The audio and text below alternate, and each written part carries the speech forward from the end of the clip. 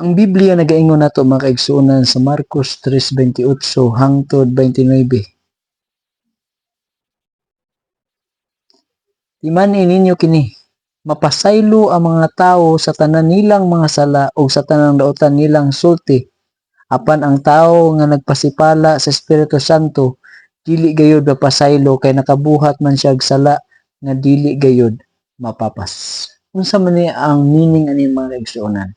Unsa man ang sala nga dili mapasaylo? Mao kana ang sala nga batok sa balaang espiritu. Unsa man ay ang buhat sa balaang espiritu?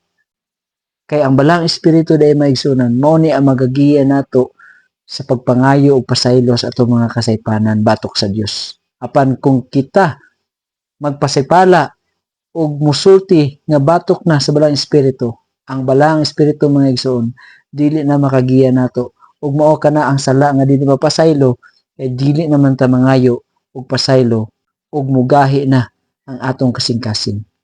Igsoon, hinaot nga kitang tanan magiyahan sa balang espiritu. Ug ang bunga sa balang espiritu nga makita sa Galasya 5:22 ug 23 manaagid kanato ang gugma, kalipay, pakigdait, pagkamaayo, pagpugong sa kaugalingon ug sa uban pang mga bunga nga ang tinubdan mao ang balang espiritu. God bless everyone.